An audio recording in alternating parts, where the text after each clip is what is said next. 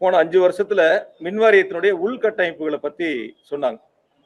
போன 5 வருஷத்துல என்னென்ன வேலைகள் நடந்துச்சு, 122 துணை மின் நிலையங்கள் முடிச்சு பயன்பாட்டுக்கு கொண்டு வரப்பட்டதுன்னு அந்த வெள்ளை அறிக்கையிலே இருக்கு. அந்த வெள்ளை அறிக்கையிலே 122 துணை மின் நிலையங்கள் கடந்த 5 ஆண்டுகள்ல முடிச்சு பயன்பாட்டுக்கு கொண்டு வரப்பட்டிருக்குன்னு, இணைக்கப்பட்டிருக்குன்னு சொன்னாரு. ஆனா சொல்லும் போது என்ன சொன்னார், எந்த வேலையும் நடக்கல, எந்த வேலையும் நடக்கல, நடுவுல எந்த வேலையும் நடக்கல, எந்த வேலையும் நடக்கலன்னு ஒரு வார்த்தைகள் இடையில இடைச்சல்களா வந்துட்டு இருந்துச்சு.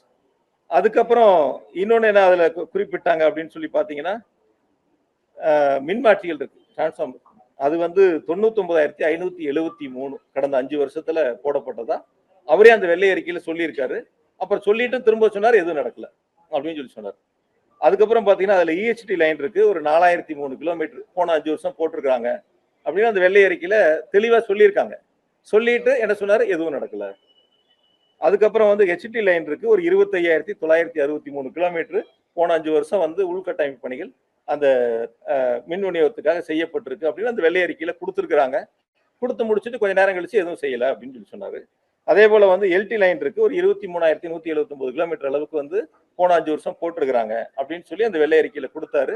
கொடுத்து முடிச்சுட்டு எல்லாம் இடையில கேப்ல வரும்போது திரும்ப ஒரு முறை என்ன சொன்னாரு, போன 5 வருஷம் எதுவும் நடக்கல, வருமானம் கூடுச்சு ஆனா செலவு எங்க போச்சுன்னு தெரியல, அந்த பணங்கள் நிதிகள் எங்க போச்சுன்னு தெரியல அப்படிங்கிற ஒரு கருத்தை முன் வச்சாரு. இது எல்லாம் அவங்க சொன்ன அவங்களுடைய வெள்ளை அறிக்கையிலிருந்து எடுத்துக்கொள்ளப்பட்ட சரத்துகள், அவர்கள் சொன்ன எண்ணிக்கையை தான் இப்ப நான் இந்த நேரத்தில் உங்க இடத்துல முன்வைக்க விரும்புறேன்.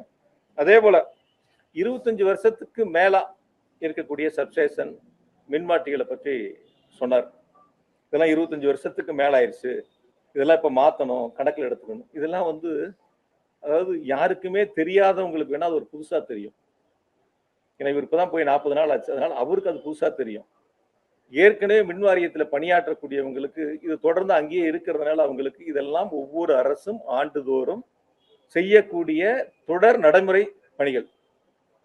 ஒவ்வொரு வருஷமும் எடுப்பாங்க. இப்ப நம்ம அசம்பிளியில் அனௌன்ஸ் பண்ணுவோம், ஒவ்வொரு வருஷமும் வந்து இந்த வருஷம் எவ்வளவு துணை மின் நிலையங்கள் எடுத்துக்கிறோம், ஒவ்வொரு வருஷமும் அப்படி நம்ம துணை மின் நிலையங்களுடைய அறிவிப்புகளை வெளியிடுவோம். அந்த வகையில போன 5 வருஷத்துல 423 துணை மின் நிலையங்களுக்கான அறிவிப்புகள் வெளியிடப்பட்டன 5 வருஷம் சேர்ந்து.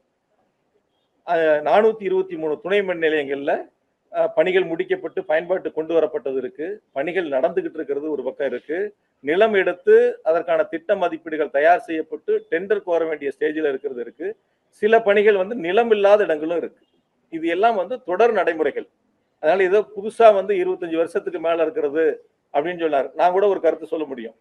அதாவது என்னன்னா, எங்கெல்லாம் நாங்க வந்து இந்த லோ வோல்டேஜ் இருக்கு அந்த மாதிரி இருக்கிறதெல்லாம் நாங்க கணக்கெடுத்து ஏறத்தாழ 20,000க்கும் மேற்பட்ட டிரான்ஸ்ஃபார்மர் மாத்துறோம்.